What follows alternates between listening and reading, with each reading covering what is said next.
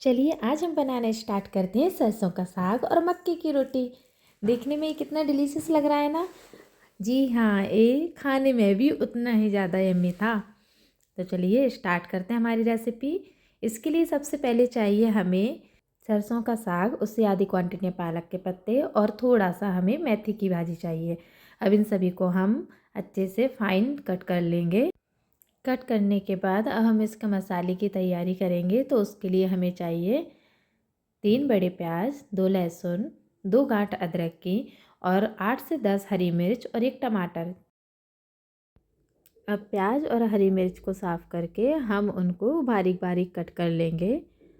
अब आप चाहें तो अदरक को छोटे छोटे पीसेस में भी कट कर सकते हैं, लेकिन मैंने यहाँ पर उसे घिस दिया है। अब अदरक के बाद हम टमाटर को भी छोटे छोटे पीसेस कर लेंगे। और जो हमने लहसुन की गांठें ली थी, अब उस लहसुन को भी हम साफ़ कर लेंगे, सारी कलियां निकाल लेंगे।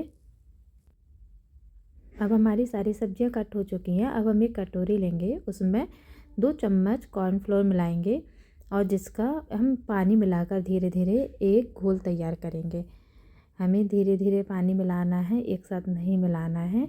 इस तरह से धीरे धीरे आप मिलाते जाएं और कुछ इस तरह से एक घोल तैयार कर लें, जिससे हम ये भाजी डालेंगे कुकर में, उसी के साथ हम कॉर्नफ्लोर वाला घोल भी डाल देंगे। हमने भाजी सारी डाल दी है, उसके साथ लहसुन, हरी मिर्च, अदरक, टमाटर और मक्के का घोल भी डाल दिया है। अब हम इसे उबलने के लिए इसमें 4 कप पानी डालेंगे और उसमें 1 चम्मच स्वादानुसार नमक डाल देंगे।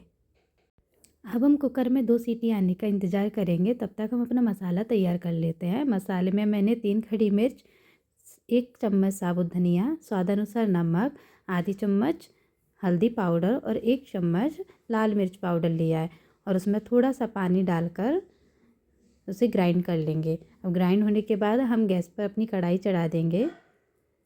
अब कढ़ाई में मैंने 2 बड़ा चम्मच तेल डाल दिया और तेल गर्म होने के बाद हम उसमें 1 चम्मच जीरा डालेंगे, चुटकी भर हींग, 1 चम्मच राई और अपना काटा हुआ सारा लहसुन डाल देंगे। लहसुन डालने के बाद हम इसमें थोड़ा प्याज डालेंगे। प्याज डालने के बाद हरी मिर्च और हमने जो अदरक किसा हुआ था वो अदरक भी डाल देंगे और इन सबको डालने के बाद भूनना स्टार्ट कर देंगे। अब हम इन्हें अच्छी तरह से भूनेंगे मीडियम फ्लेम पर और इसे भूनने में लगभग 4 से 5 मिनट का समय लग जाएगा। अभी हमारी ब्राउन कलर की हो गई है, तो मतलब हमारी प्याज अच्छे से भुन चुकी है। अब हम इसमें वो मसाला डालेंगे जो हमने मिक्सी जार में बनाया था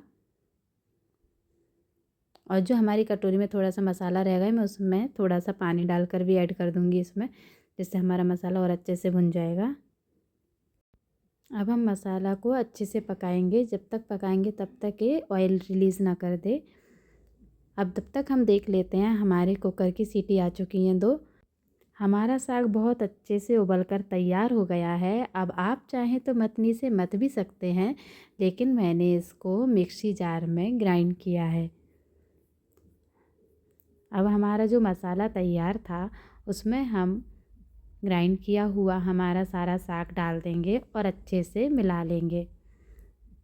हमें मिलाते हुए इसे पकाना है, 4-5 मिनट ही पकाना है और हमारा साग तैयार हो जाएगा। अब इसमें बॉयल आने का इंतज़ार करते हैं। देखिए इसमें बॉयल आ चुका है, मतलब हमारा साग है रेडी।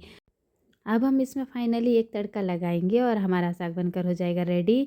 हमने इसमें थोड़ा सा ऑयल लिया है और थोड़ा जीरा डाला, थोड़ा राई और चुटकी भर हींग डाली है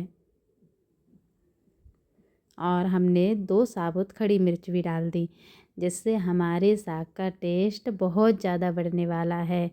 अब हमने 1 चम्मच लाल मिर्च पाउडर भी डालेंगे और इनको हम अच्छे से पकने देंगे। जब ये हमारे अच्छे से पक जाएंगे तब हम इसे साग में डालेंगे। थोड़ा सा मिला लीजिए। अब हमारा तड़का अच्छे से तैयार है साग में डालने के लिए। लीजिए अब हमने डाल दिया है। देखिए कितना प्यारा लग रहा है साग।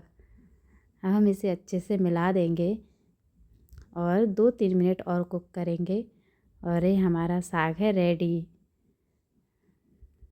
अब हमारा सरसों का साग तो हो गया रेडी। तो चलिए मक्के की रोटियां और बनाते हैं। और मैं आपको एक ऐसी रेसिपी बताऊंगी मक्के की रोटी बनाने की, जिससे आप आसानी से मक्के की रोटियां बना सकते हैं।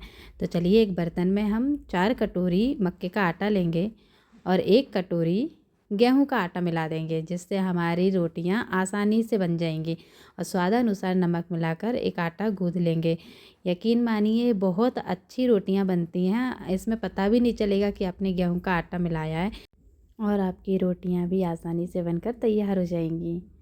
देखिए अब हमारा आटा तैयार हो गया। अब हम इसे 10 मिनट के लिए रेस्ट पर रख देंगे, क्योंकि मक्के का आटा फूलता है, वो पानी लेता है, तो थोड़ा सा वो सेट हो जाएगा।